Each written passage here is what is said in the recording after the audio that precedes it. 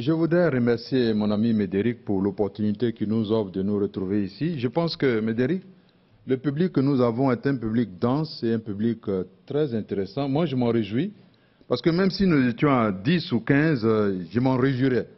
Parce que ce qui est important, c'est de planter un arbre et de le voir grandir. J'estime que le macrocosme se trouve toujours dans le microcosme.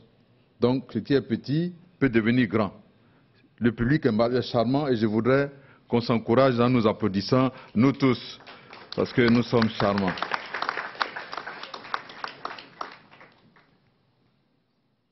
Ce qui est le vrai problème quand on parle de développement durable, c'est le rapport de l'homme à la nature. En fait, c'est ça, le rapport de l'homme à la nature. Le premier élément, c'est ça. Le deuxième élément, quel est le statut de l'homme dans son propre environnement? Le statut de l'homme dans son propre environnement. Voici le deuxième problème qui se pose quand on parle de développement durable. Le troisième problème qui se pose, c'est quelle est l'utilité de l'intelligence de l'homme pour une utilisation intelligente des innovations intelligentes. Voilà la question. Trois questions fondamentales qui concernent le développement durable et les villes intelligentes. En réalité, mon ami Médéric, quand on parle de développement durable, moi je le résume en un seul mot, en une seule idée. L'urbain doit être au service de l'humain. Voici le résumé. L'urbain doit être au service de l'humain. Mais comment réussir cela? C'est là la question. Pour ce faire, nous avons deux types de difficultés à résoudre. Le premier type, c'est l'extension des cités urbaines. Les villes nouvelles. Que fait-on dans les villes nouvelles? Deuxième difficulté à résoudre, les quartiers qui existent déjà. Comment en faire des éco-quartiers? Donc, nouveauté et restructuration. Les approches ne sont pas les mêmes.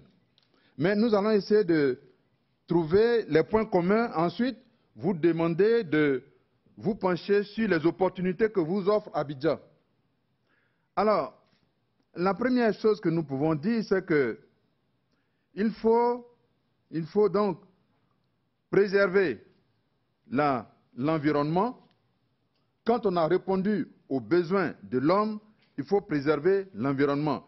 C'est un cadre générique, mais qui implique une variété de dispositions qu'on peut énumérer, mais le cadre de la conférence ne permet pas d'énumérer, parce qu'on va prendre les éléments secteur par secteur, transport, espace vert, école, emploi, loisirs. Quelles sont les proportions qu'il faut déterminer pour que l'environnement soit propice à l'évolution de l'homme?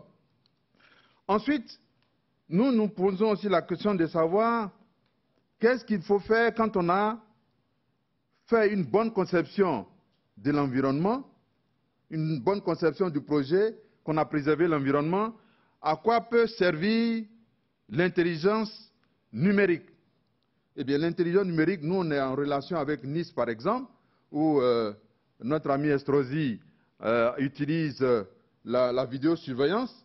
Nous avons des très bonnes collaborations qui vont s'instaurer à Nice, à Abidjan, pour la vidéosurveillance. Et à Nice, nous étions à leur centre de sécurité, mais il y a des zones qu'on a le temps de contrôler à partir de la vidéosurveillance pour voir tous les mouvements des populations. Bien sûr, en préservant les libertés individuelles, mais comment faire pour assurer la sécurité collective? Prévenir la liberté individuelle, préserver la liberté individuelle, mais augmenter la sécurité collective. Voici l'équation qu'il faut résoudre. Donc, l'intelligence humaine peut servir à utiliser les instruments intelligents que l'homme détermine. Alors, quels sont les enjeux pour une ville comme Abidjan? Pour une ville comme Abidjan, nous avons plusieurs enjeux. D'abord, il faut savoir qu'Abidjan a 6 millions d'habitants. C'est la deuxième grande ville francophone au monde. de 6 millions d'habitants. C'est la première grande ville francophone en Afrique de l'Ouest. Et le président Alassane Ouattara vise à faire d'Abidjan la capitale de l'Afrique de l'Ouest.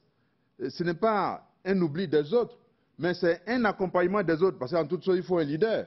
Abidjan veut être leader pour que les autres villes aussi progressent comme Abidjan. Donc, avec 6 millions d'habitants, un taux de croissance démographique de 3,3, Abidjan est un grand carrefour de projets. Voilà ce que je peux dire à nos amis français. Abidjan est un grand carrefour de projets. Donc, il n'y a que, dans cette perspective, nous avons deux choses à faire. La première, c'est de concevoir l'extension de la ville. L'extension de la ville se fait au sud, à l'est, à l'ouest et au nord. Abidjan, c'est ça, hein, c'est la richesse d'Abidjan. Au nord, au sud, à l'est et à l'ouest. Il y a plusieurs possibilités d'extension. Sur combien d'hectares? Sur plus de 100 000 hectares. Plus de 100 000 hectares. Alors, nos amis d'Engie, de NG, vous avez une perspective énorme qui s'offre à vous pour Abidjan. Mais il n'y a pas que la superficie qui est intéressante, c'est la diversité de la composition naturelle de la ville. Il y a la mer au sud, il y a la lagune d'est à l'ouest, il y a la forêt qui encadre tout cela, et il y a des hommes, une variété de populations. Il y a plus de 160 nationalités à Abidjan. Et la Côte d'Ivoire est un pays d'accueil. Plus de 25% de la population est d'origine étrangère. Donc la Côte d'Ivoire est un pays d'accueil. Vous voyez? Donc avec cette perspective de développement qu'offre Abidjan, eh bien, le développement durable trouve là un champ d'expression remarquable. C'est pourquoi nous serons très heureux que Engie, c'est ça, hein? J'ai fini par le sortir.